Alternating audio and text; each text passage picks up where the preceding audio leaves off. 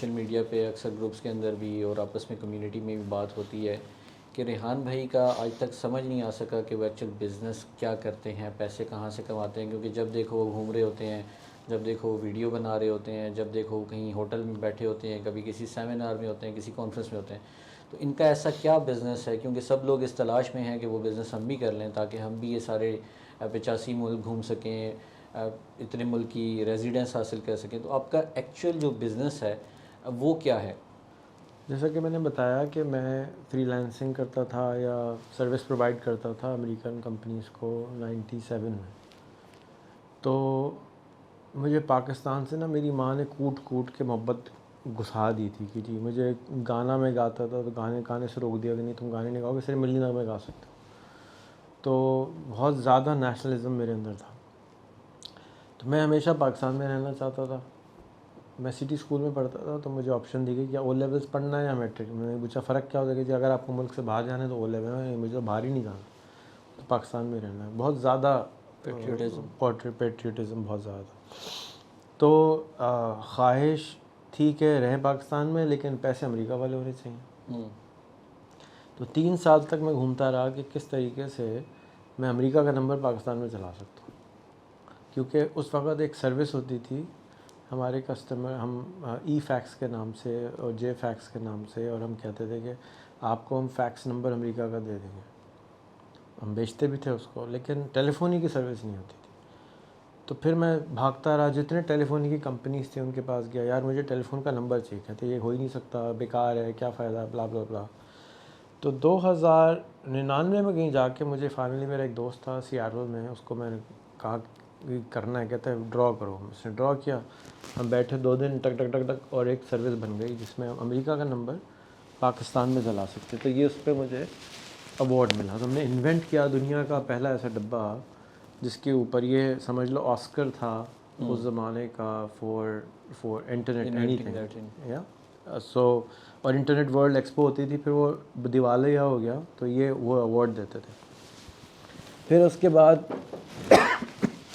ये कंपनी बन गई, सर्विस हो गई, मैंने वो बेचना शुरू कर दिया। फिर 2005 में मैंने होलसेल की प्लेटफॉर्म बनाई कि हम टेलीफोन के नंबर्स बेच सकें।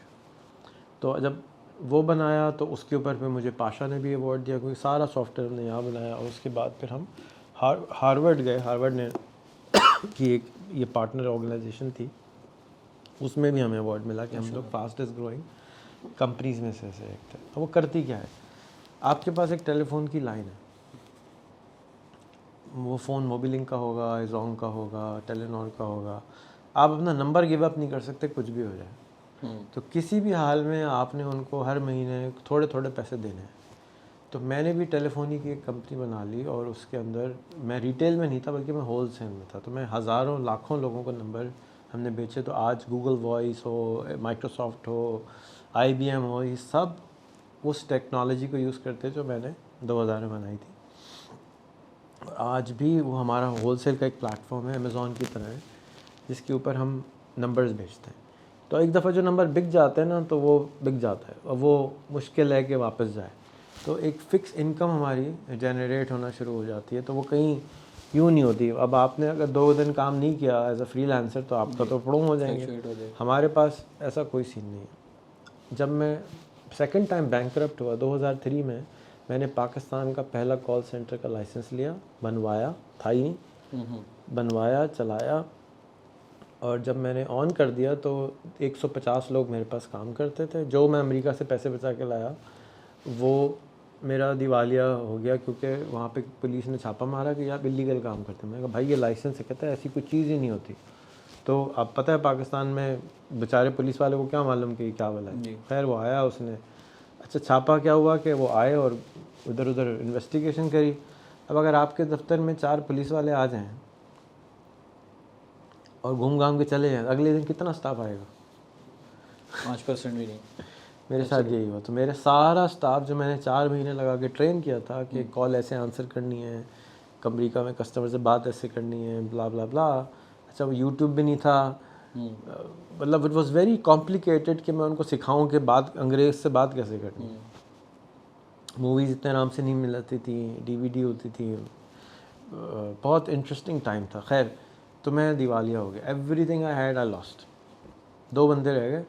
आई वेंट बैक ऑन कि जो मेरे पास था मैंने कहा बेचूंगा दोबारा। I lost everything. वहाँ मैं उस दिन मैंने डिसाइड किया कि आज के बाद से मैंने इंसानों पे रिलाई नहीं करना, मैंने सॉफ्टवेयर पे रिलाई करना है। अच्छा। तो मैं जो कुछ बनाऊंगा वो ऐसा सॉफ्टवेयर बनाऊंगा कि आदमी हो या ना हो मशीन चलती रहे। हमने फिर सॉफ्टवेयर बनाना शुरू किया और DIDX पैदा हुई। उसके 2-3 साल के बाद वो चलना शुरू हो गई, आमदनी शुरू हो गई। मैं समझता हूँ अल्लाह का एक इनाम था, तोहफ़ा था, क्योंकि मेरी कोई कारनामा उसमें नहीं था। मैंने एक और सर्विस बना रहा था रिटेल की, वो मेरी फ़ेल हो गई। होलसेल की खुद बहुत चलना शुरू हो गई और हालात ऐसे बनते चले गए कि अब मेरे पास एक फ़िक्स इनकम आ जाती है उससे। उसमें 15 लोग हैं, वो उसको चलाते हैं, वो भी चलते हैं, आराम आराम से सेल होती है। लेकिन क्योंकि हमारी ऐसी सर्विस है जो यूँ नहीं हो सकती, तो इतना बड़ा कर्व नहीं होता। हाँ, सब्सक्रिप्शन मॉडल है, तो वो स्टेबल रहती है। अगर कुछ भी नहीं किया तो थोड़ा बहुत इतना ख़र्चा हमारा सारा घूमने फिरने का, किराया सब निकल आता है।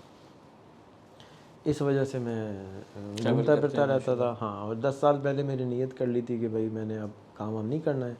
अब मैंने पाकिस्तान से गुर्बत ख़त्म करने के लिए काम करना है। 12 साल हो गए बल्कि। तो हमने ये बिल्डिंग ख़रीदी, स्पेशली यहाँ 50 आदमी रखे। फिर जो मैंने एसेट जोड़े थे फिर बर्न करना शुरू करे 3 साल तक, सब फिर दिवालिया हो गए। तो इतना दिवालिया नहीं हुआ कि हम क्लोज़ हो जाते, लेकिन वो जो हमारी फाउंडेशन थी वो मैं कामयाब नहीं हो सका और समझो कि ख़त्म हो गया। हमने प्लान किया था कि हम मिलियन बिजनेसेस क्रिएट करेंगे।